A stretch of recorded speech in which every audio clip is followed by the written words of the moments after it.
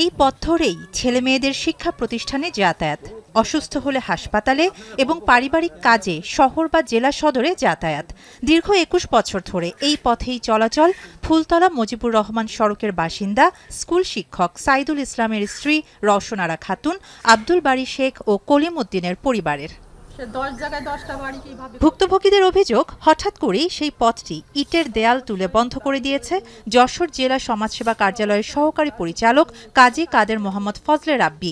চলাচলের রাস্তা বন্ধ করে দেয়ায় প্রায় ১৫ দিন ধরে অবরুদ্ধ ৩ পরিবারের ২২ সদস্য। চরম ভোগান্তিতে থাকা ভুক্তভোগীরা দ্রুত প্রশাসনের হস্তক্ষেপের দাবি জানিয়েছেন।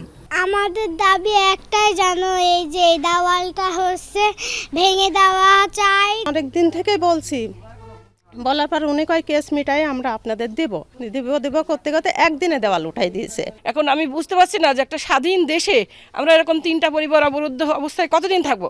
সে একজন অফিসার, আমাদের মতো ছোটখাটো লোকের কথাই বলতেছে না। রাস্তা তো অবশ্যই দেওয়া উচিত। মানুষের ভোগান্তির কথা জানেন এই অভিযুক্ত। বলছেন তার ব্যক্তি মালিকানা জমির উপর দিয়ে চলাচল করতেন তারা, এখন থেকে আর চলাচল করতে দেয়া হবে না।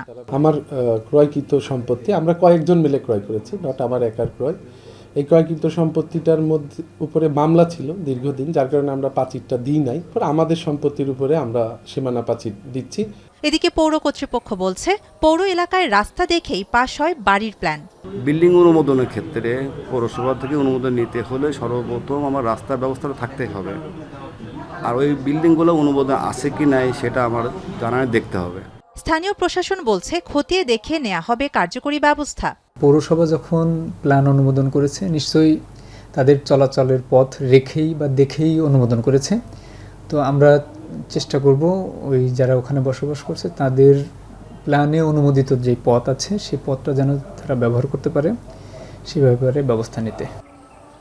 আর ভুক্তভোগী পরিবারের আশা, চলাচলের অধিকার নিশ্চিতে শিগগিরই কার্যকর পদক্ষেপ নেবে প্রশাসন। শাহানা জাহান, এখন।